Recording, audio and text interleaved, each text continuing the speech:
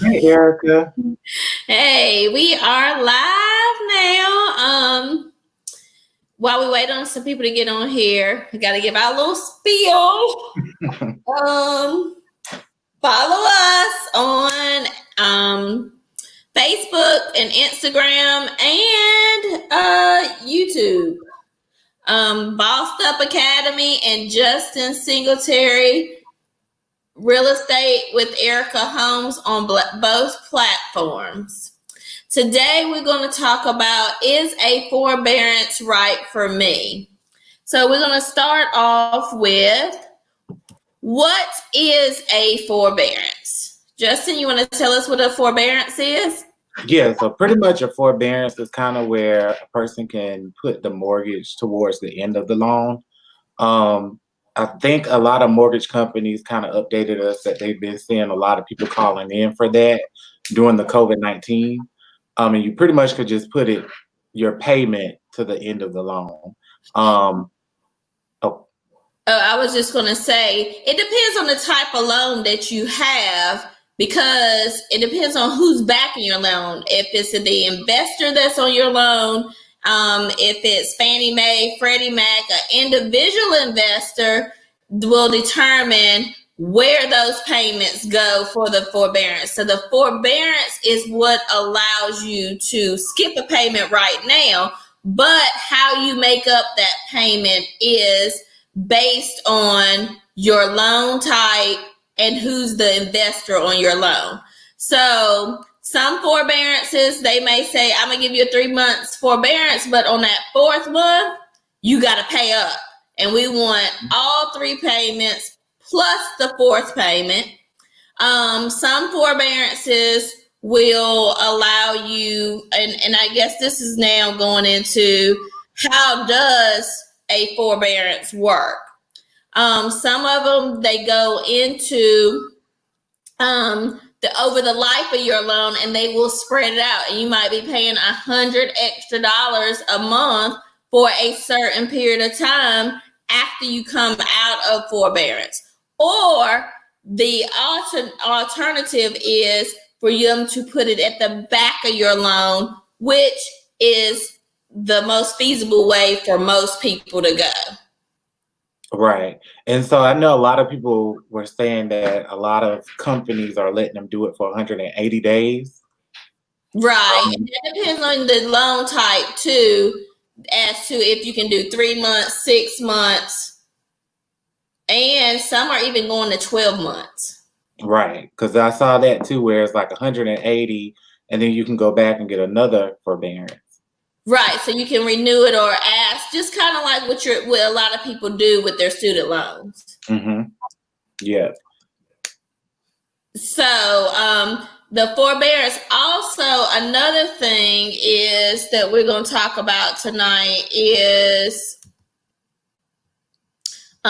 questions for your mortgage company, so that you have a clear understanding as to how they want you to pay the money back.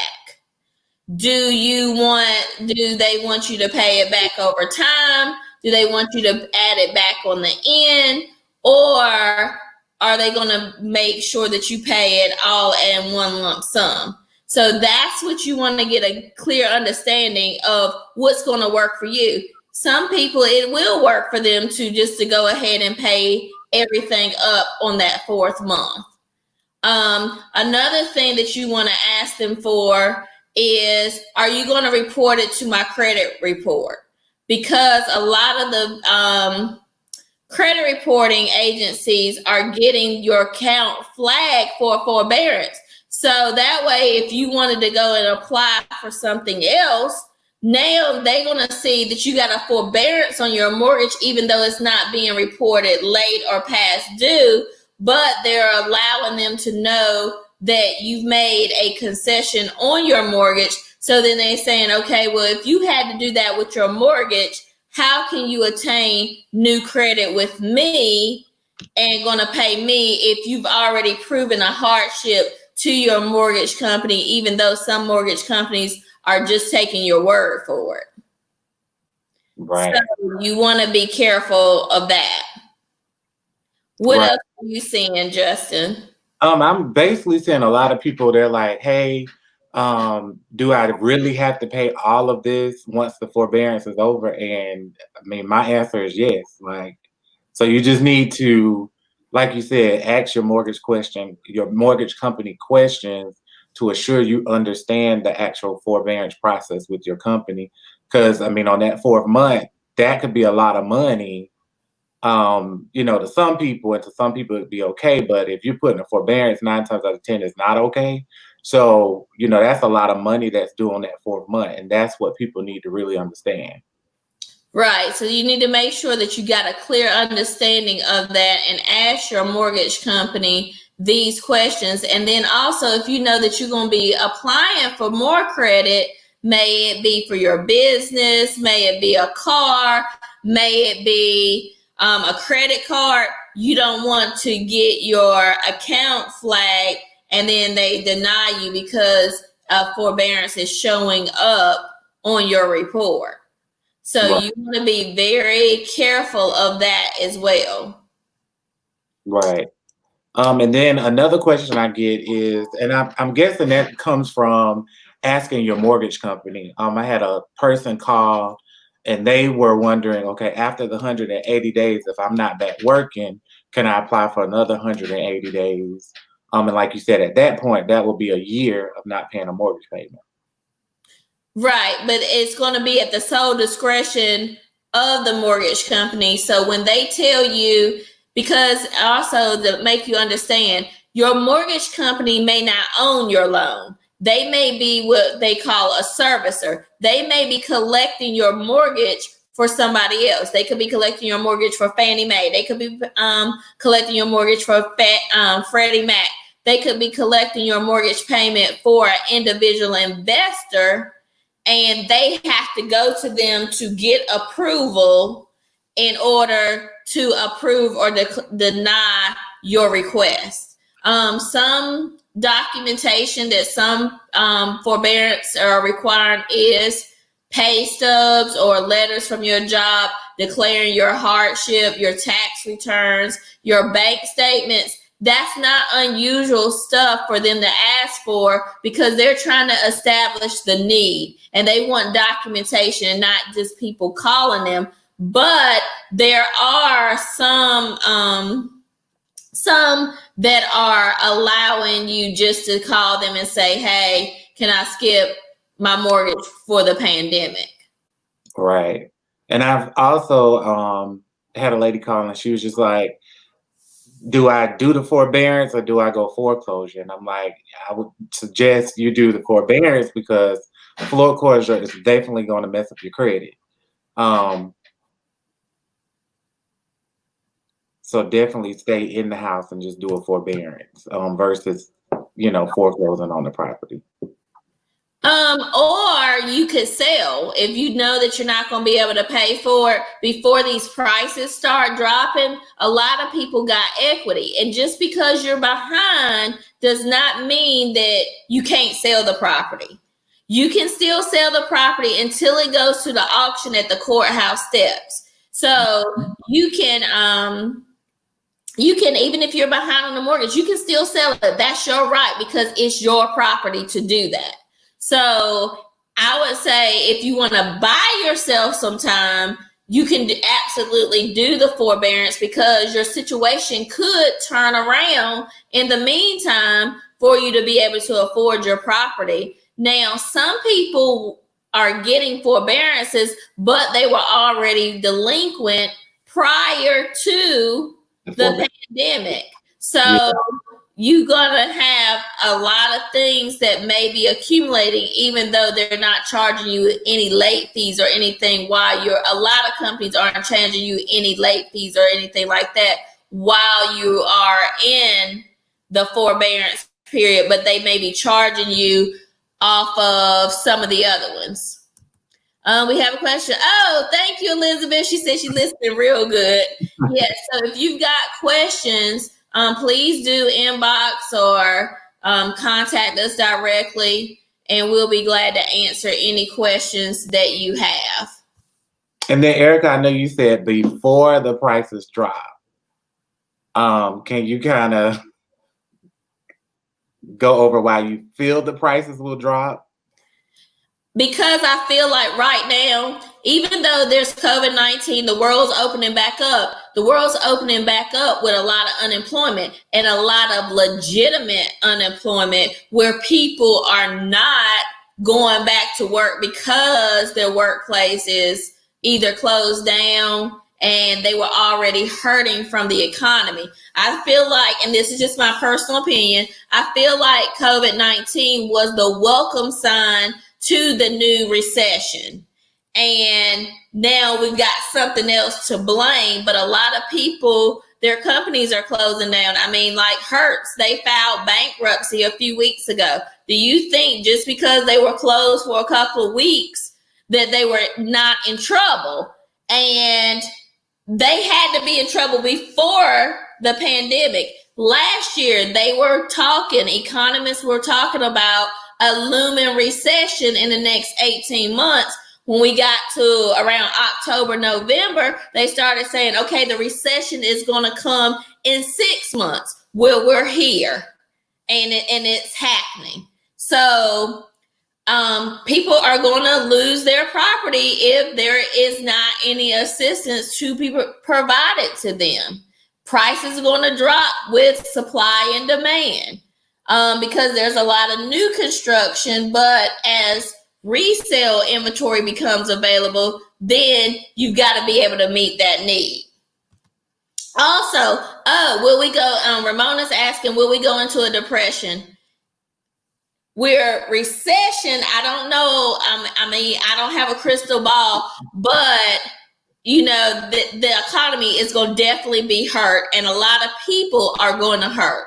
If you look at the stimulus package, a lot of the stimulus package that's surrounding housing, where they've got housing for the homeless, they got housing for veterans, they got housing for people with HIV/AIDS. There's Elder, the elderly. They've got a lot of stuff that's surrounding demographics of people who are not going to buy, but of people that are going to rent. So we're going to be coming into a rental economy. So therefore, people are going to be hurting because they're not probably going to be buying as much. And you're seeing a lot of multifamily being built right now. And if you look around, even in your rural areas, you can see apartments going up in places that they normally wouldn't be. Oh, thank you, Mona. So what were you saying, Justin? I'm sorry.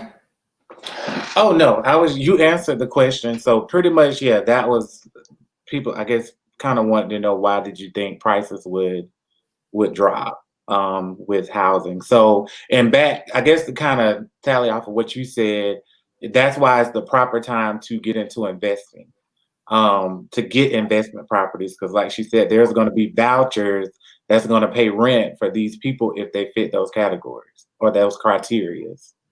Right. So like I said, you can decide to sell now or later. And like I said, you can get your forbearance and you can sell while you're in forbearance. So that way it's your property to do whatever you want to. Remember, it's your property until they actually auction it off at the courthouse steps. So what you can do is go back to your mortgage company if you were behind prior to the pandemic, because in South Carolina, you have to be at least 90 days behind on your mortgage, not including your forbearance, but 90 days behind on your mortgage before they can file the lis pendens, which is the Latin term for pending litigation for foreclosure. So they can't file that. And if they do and you get served by a sheriff, do not just up and move and panic. Call the mortgage company and ask them, do I have a sale date?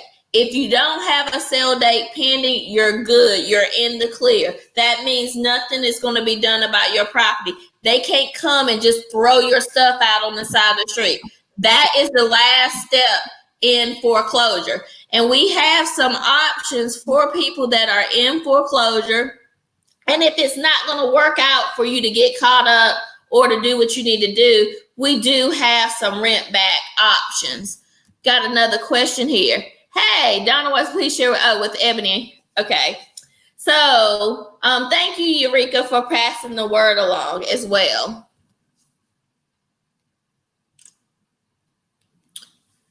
So, just make sure that you are in constant contact with your mortgage company so that you don't find yourself in default or facing legal fees, which could really add up really fast and throw you into foreclosure. Yeah, and like she was saying, call us if you are confused, don't know what to do, and we can kind of let you know what's your best option.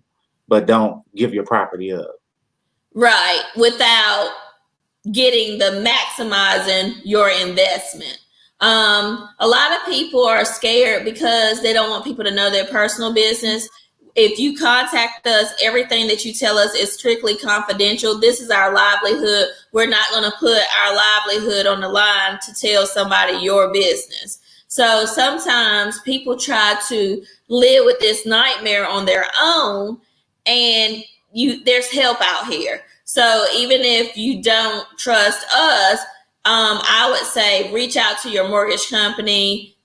Be mindful of who you tell, because not telling the right person could cost you your house, versus if somebody's able to provide you with a solution, that there might be something that you're struggling and having a major issue with, and it could be resolved in less than 5 minutes.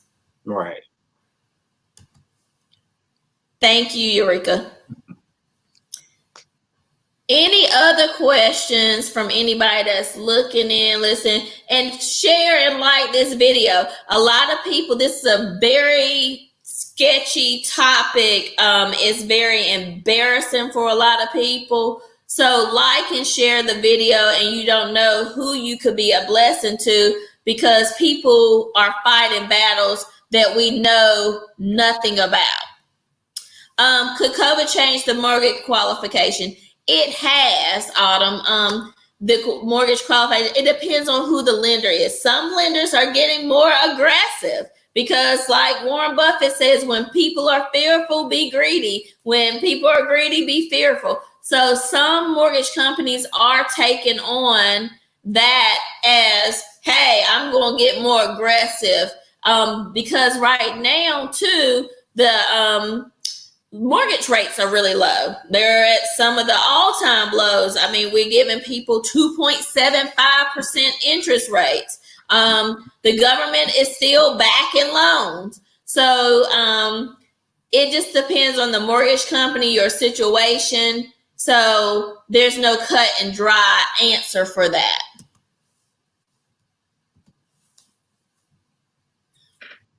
Any other questions? So I got a text about, somebody asked, is it the right time to buy? Yeah, because you want to answer that question, Justin? Sorry, I don't want to hold.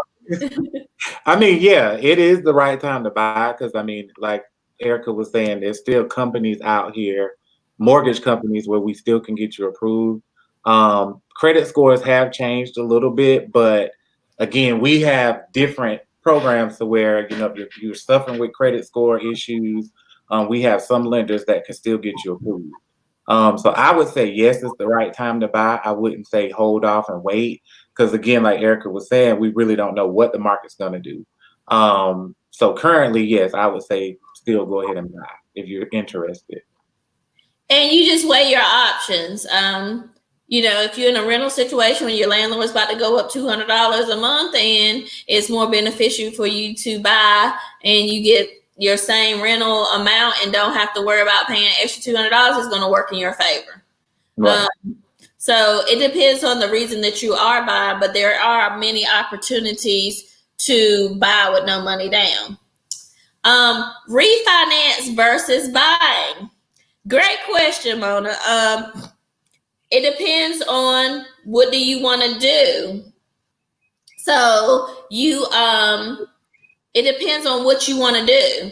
As far as you can get your payment lowered, or you can say, let me cash out on my current house because I have plenty of equity and go buy something else because the rate is so low that by my rate being so low that I can buy something I normally wouldn't be able to get approved for because that increases your buying power when the rates are low.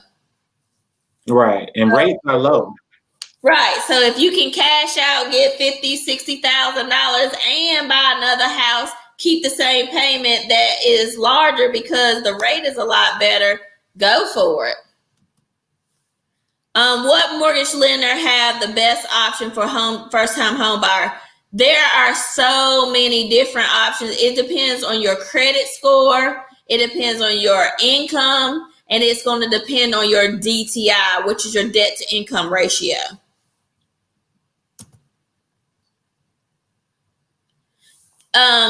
You need to, she said her interest rate is at 5%. She want a lower interest rate. Always get a loan estimator because they'll tell you no money out of pocket, but they're charging you points and different things. So check to see. And then also, is it going to make enough difference for you to restart your loan? Or can you keep your payment the same, lower your interest rate, but shorten your period of time? So, but I would encourage you to go back and look at our video that we did on refinancing. And it goes into more detail. Toya, are sellers able to get top dollar when selling at this time? Depending on, you want to answer that question, Justin?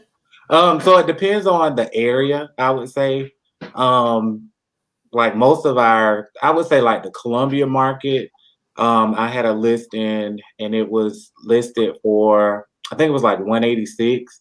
And the area kind of goes for like 180.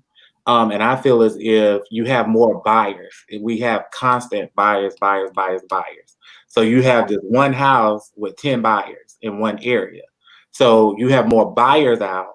And then when you have more buyers out, you have an actual listing. You basically go into like something called multiple offers situation. And that's where you can pick the highest and best offer. So I see a lot of that going on with listings now than I did like last year. Okay. So we are definitely still in a seller's market depending on the area. Yes. Supply and demand. Right. And you can actually push on price. We've had quite a few. I had a house not even 3 weeks ago. We knew we was pushing on the price. We got the asking price and then the appraisal came back, and we already knew we was pushing on the price, and the appraisal came back $15,000 short. So we know that we maxed out what my seller could get because the house didn't appraise. Yes, Cassandra on here, she said, because sellers are cashing out, and they're cashing out in a big way. And this particular seller, that her house went, and she hadn't even been there for 2.5 years yet. And she was able to get significantly more than she had paid, and that was just a 2-year difference.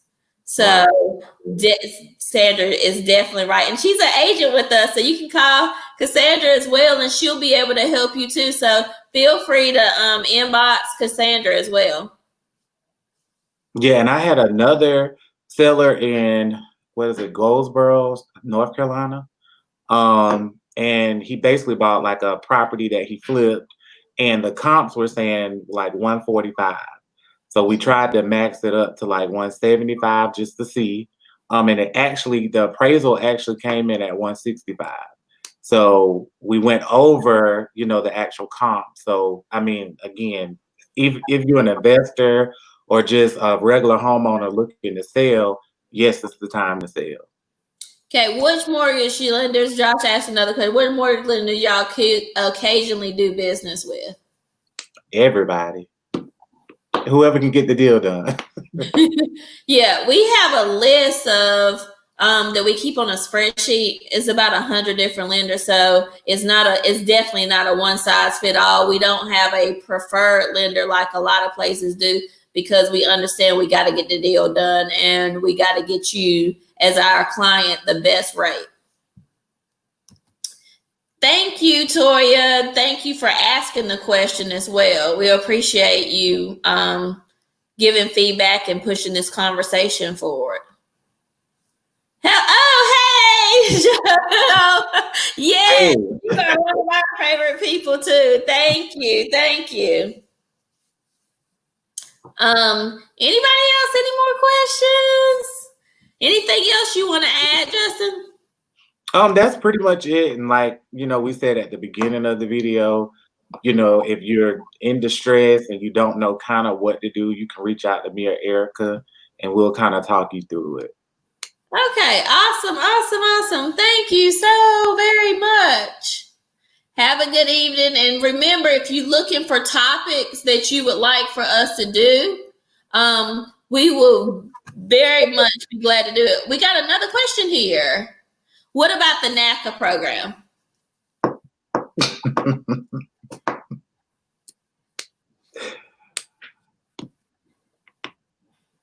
It's a program, but Erica, you can go in kind of detail about it. Well, the NACA program is a good program. I've just, in my 14-year career, she's setting us up because she's laughing now. With the NACA program. The NACA program is a great way to get your credit up. They kind of work with you along the way. But we've just found, and this has been my personal experience. I can't speak for other people. I know that I spoke with someone they're actually building their house through NACA. I talked with a girl about a week ago. She contacted me and she's building a house right now through NACA. If you can stay with the process for an extended period of time, that may be an option. But I've seen where people who have stayed with them for an extended period of time, that they use alternative methods to get what a lot of times that NACA is offering them. And I've seen them do it in shorter time frames. So again, it's not a cookie cutter answer. It just varies from situation to situation. And I've had people that had very good success with it.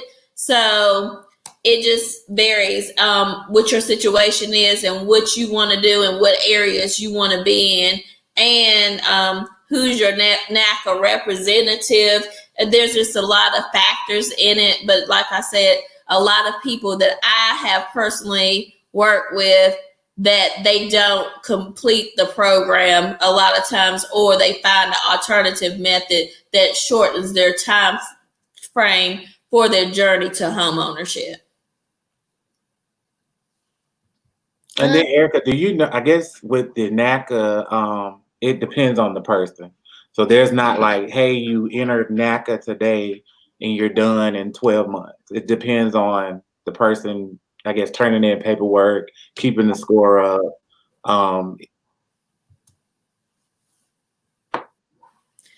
Eureka, it does require patience with that program. They do, when I work with the program, they do charge a monthly fee while you're going through that process. I would say do a comparison. Don't just get on one path and stick with that, because you may find another path that has a quicker journey for you. So like I said, you need to assess your situation, your credit situation, and there's so many variables. So I would definitely, if you're thinking about the NACA process, I would definitely explore other options to know, and that way you can make a more education and informed decision. Anybody else? Any other questions? So, oh, we got another one. Okay, no, ma'am. Okay. So, this concludes tonight. Again, like us, follow us, subscribe to our YouTube channels, and just look for more videos from us. We come on every Wednesday night at 8:30, and we look forward to talking to you all, engaging with everyone, and we really do enjoy being live with you all and able to engage with you in real time. Anything else, Justin? Nope, that is it. We'll see y'all Wednesday. All right. Thank you.